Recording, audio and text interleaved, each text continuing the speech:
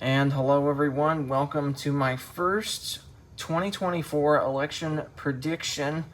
This is the first time I have done one of these videos, and I don't know if I will be doing any more of these this cycle. I don't know if I'll be doing them every 4 years, but maybe I'll decide to do one per cycle.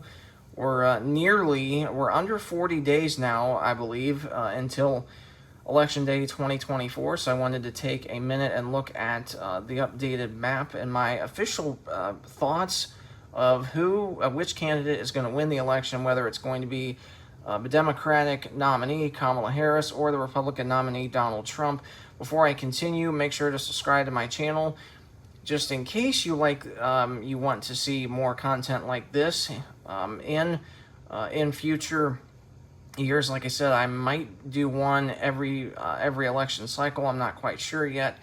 And also, before I get into this video, I will not be allowing any comments, just because of the fact of how big of an election this is. And I know there's a lot of strong opinions on both candidates, and I don't want that to be spilled out into the comments. So I will not be allowing those because of those reasons. However, if you did enjoy this video, feel free to hit the like button, and I look forward to getting some positive feedback that way.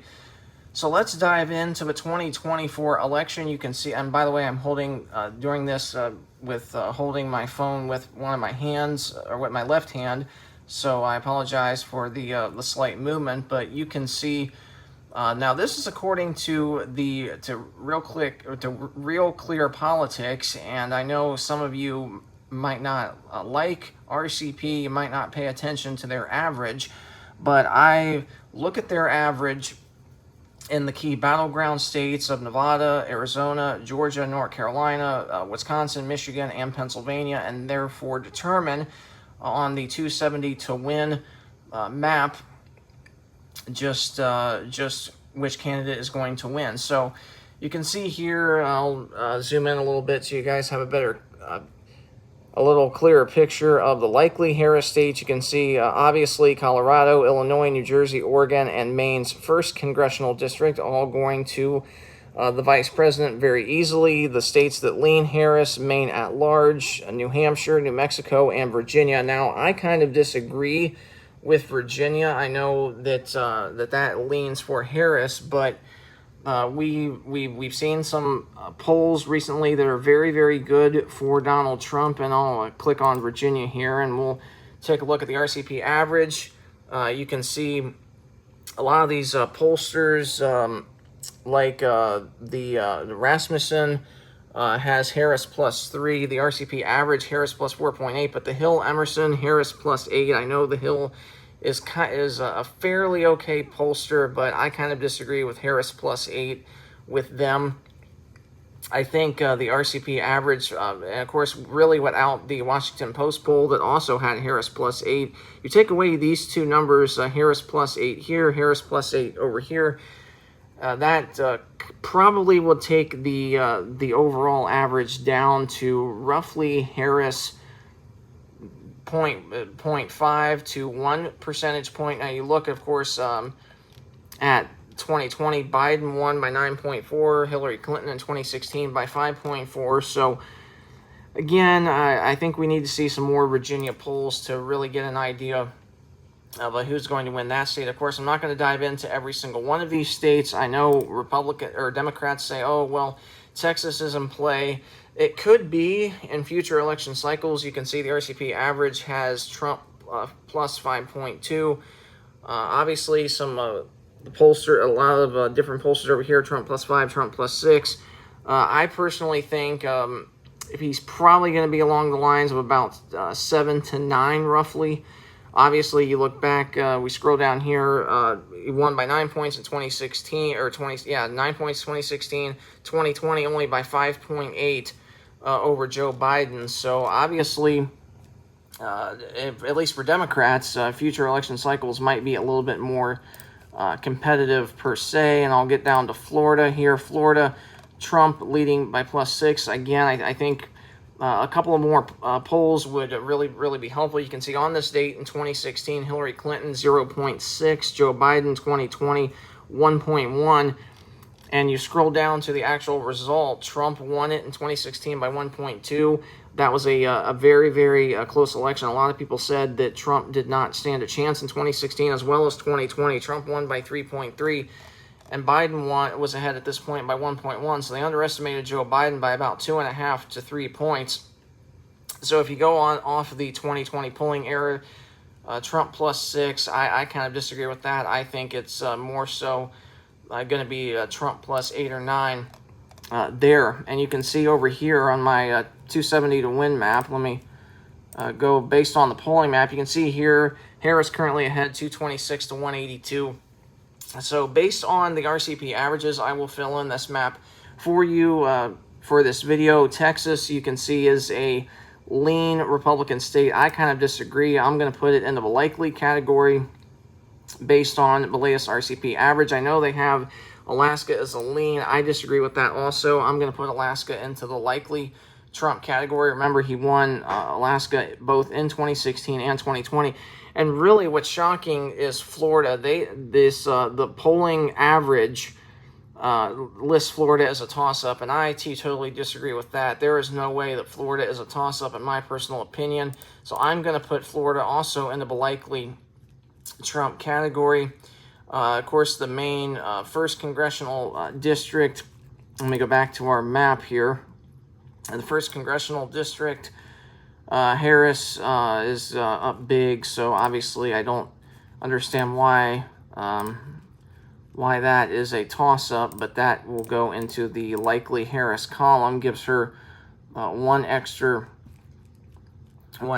electoral vote in main district. And you can see obviously the northeastern states are going for Kamala Harris. You can see here New Mexico is competitive. So obviously, just for the sake of the video, I'm not going to fill in any more. Not every single state per se, but we saw some polls released just about an hour ago from Qantas, I believe it is. In my opinion, they were a very reliable pollster, and of course, they polled Arizona. They did poll all 3 Rust Belt states. I'll get to that in a second, but first, I'm going to fill in Georgia here. And we can see in the latest Georgia poll, Georgia's looking very good for Trump. Now, obviously, the one outlier is kind of Fox, where they say Harris plus 3. I disagree with that. I could see Trump winning Georgia, honestly, by about 3 to 4. I know in the RCP average, they list him up 1.5. On this day in 2020, Trump was actually winning by 1.3. Ended up, and Trump, of course, we know in 2020 lost it by 0.2. 2016, Trump was ahead by 4.9, and the final result in 2016, 5.1. So, if any indications indicate, I think Trump's definitely on pace to win Georgia. So, going back to my map, I'll put Georgia into the lean Trump category, although I think it could potentially go into the likely category. I'm not totally sure on that. I know they list Iowa here as a toss-up. We need to see more polls out of Iowa. Let me see if there's an updated pollster, Trump plus 4. I know that was the Des Moines Register poll, not really an accurate pollster. So just based on that, I'm going to go ahead and put Iowa into the likely category for the former president, Donald Trump. Oregon, you can see here, a lot of these blue states on our map, New Mexico, Oregon, Minnesota, Virginia, all lean right now toward Harris. I could see that happening. However, in New Mexico, their police department in Albuquerque, the most liberal city pretty much in the whole, really that's about the only major city in that state, endorsed Donald Trump. So maybe New Mexico is in play a little bit, but at this point I'm going to leave it as lean for Harris. And of course, now we get to the key battlegrounds. I already filled in Georgia, so let's go down to North Carolina. And we can see Trump's ahead in the RCP average by 1.5. On the state in 2016, he was ahead by 0.3.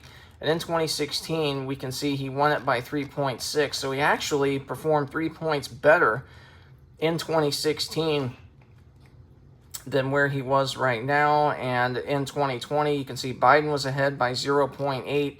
He ended up losing by 1.3. So kind of interesting there. But honestly, I think, of course, something that really hampers down the average is the Bloomberg poll that said Harris +2. Bloomberg is a very liberal pollster and complete trash. I obviously pay no attention to Bloomberg. I would pay attention more so to Rasmussen, who's, I know some people dislike Rasmussen. They say, oh, well, they're biased toward Trump. Not necessarily. The Hill Emerson, they're an okay pollster, I think. The Travolger pollster came out a couple of weeks ago, Trump +2. Travolger was one of the top 2 most accurate pollsters in 2020 down here. Travolger, Trump +2. I think that that is definitely possible. So going back to our map, that puts North Carolina into the lean category, and you can see right now Trump's ahead 250 to Kamala Harris is 227, and we have just 4 or 5 more states to go. That's going to determine the election. Going down to Arizona, we have seen a lot of positive polls for Trump. He leads on the RCP average by 2 points. He was ahead on this state in 2016 in Arizona by 2.5. Scrolling down, he won it by 3.5, so he actually performed 1 point better in the last month of the 2016 election. Biden was ahead on this state in 2020 by 3.4. Of course, we know he won it by 0.3, so Biden was overestimated by 3 points. So if you put in that margin of error, Trump could easily take Arizona by 4 or 5, and I know the only outlier to his average is the Bloomberg Harris +3. Pay no attention to that. So Trump, honestly, in the RCP average, if you erase the Bloomberg poll, probably would be up by 4, 4.5, which I definitely could see that happening. So that therefore puts Arizona into the lean Trump category. And I think Arizona, Georgia, North Carolina are for sure Trump victories. If he is performing so much better in Georgia and Arizona than in 2020. Honestly, he's performing, I think, the best in Arizona and Georgia since 2016. And of course, he won North Carolina by a lean margin in 2016. So based on the 2016 history, I think he easily wins Arizona, Georgia, North Carolina. It puts him at 261 electoral votes to Kamala Harris's 227. Getting over to Nevada. Nevada, they say in the RCP average, Harris +2. Again, that is largely due to the fact of the Harris +7 Bloomberg outlier, which is complete garbage. Do not trust Bloomberg. We can see Rasmussen has Trump +1. I think that's much more reasonable. You can see 2016 Trump was ahead in Nevada by 2 points, and back in 2020, Biden was ahead by 5.3, won it by 2.4, so Biden was overestimated by 3 points. So if you take away the RCP average with the margin of error back in 2020, you would get Trump by about 2.5 points in Nevada, which, again, no Republican has won Nevada since Bush Jr. back in 2004. And we can see Maine as a whole is going to go to Trump, except that one district in Maine. So that would see, Harris would win the first district, and Trump would win Maine anyway. So roughly, you can see Trump's ahead roughly with Arizona. Nevada, Arizona, Georgia, North Carolina, Trump is ahead 268 to Kamala Harris's 226 with just 3 Rust Belt states to go, Wisconsin, Michigan, and Pennsylvania. So we'll get to the state of Wisconsin again, Minnesota, Virginia. I could see going to Harris. It's going to be very, very close. In Wisconsin, they say Harris by +1. Of course, the Bloomberg poll, Harris +3. Again, that's complete garbage. That really has hampered down the average. Clinton was ahead by 4.7 in 2016. She lost it by 0.7. Biden was ahead by 6.2 on this date in 2020. Lost it by 0.7%. So if so roughly that's about a 6.5 margin of error. So if you take away the RCP average, Trump could easily be up in Wisconsin by 4 or 5 points. But I will just leave it into the lean Trump category right now. And that puts Trump over the threshold with 278 electoral votes to Kamala Harris's 226. Michigan and Pennsylvania to go. We can see in Michigan, Harris +7. Again, that's that's skewed because of these very liberal pollsters. Bloomberg, Harris +3. Marist, Quinnipiac, Harris +5. Marist and Quinnipiac are very liberal pollsters. They're complete garbage.